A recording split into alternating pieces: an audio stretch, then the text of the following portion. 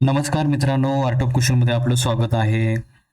4 दिवसापूर्वी आपण सांगितलं होतं, की एक जबरदस्त मंदी येणार आहे. बरेच लोक बेरोजगार होणार आहेत. कारण तसं जे वक्तव्य आहे आपले पंतप्रधान यांनी केलेलं आहे, की पैशाची बचत करा, बाहेर अब्रॉड फिरायला नका जाऊ, गोल्ड खरेदी नका करू किंवा गाडीवरती एकटे नका फिरू, कोणाला तरी मदत करा, फोर व्हीलर एकटे घेऊन जाऊ नका, त्याच्यामध्ये 4-5 लोकांना पण घेऊन जावा, टू व्हीलरवरती एकटे नका फिरू, कोणाला तरी लिफ्ट द्या, जेणेकरून तुमची आर्थिक बचत होईल.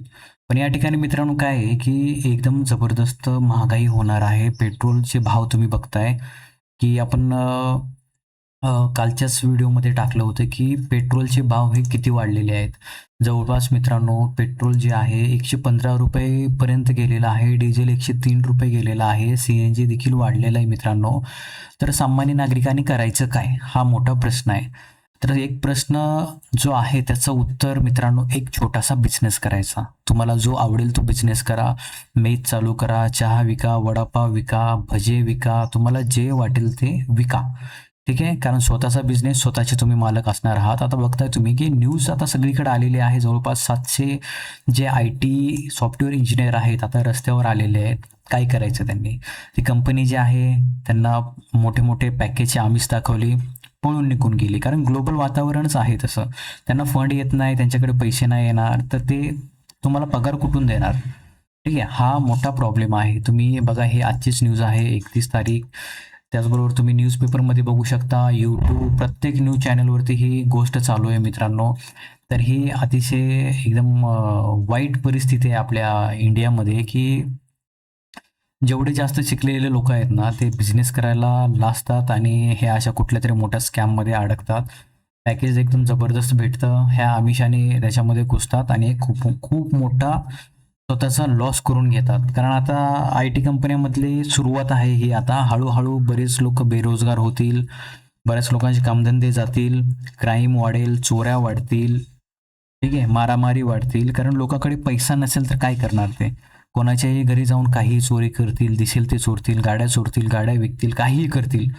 त्याला फक्त जबाबदार कोण आहे तर ते तुम्हा सर्वांनाही माहीत आहे. आता न्यूजमधली एक बाईट आहे ते तुम्ही ऐका आणि त्याच्यानंतर मित्रांनो तुम्ही ठरवा की तुम्हाला काय करायचंय. माझ्या तर मते मी तुम्हाला माझं एक छोटंसं गाईडन्स आहे ते सांगू शकतो, की तुम्ही एक बेस्ट पर्याय जो की मी 5-6 वर्षापासून करतोय. तर स्टॉक मार्केट हा अतिशय उत्तम मार्ग आहे.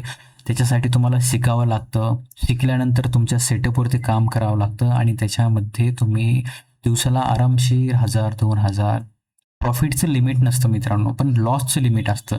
लॉस किती घ्यायचा आहे आपण ठरवायचं असतं. तर आता एक न्यूज आहे, ती न्यूज छोटीशी ऐका तुम्ही आणि मग नंतर ठरवा की तुम्हाला काय करायचं आहे. पुण्यामध्ये पुण्याच्या IT हब असलेल्या हिंजवडीतून एक अत्यंत खळबळजनक बातमी समोर येते.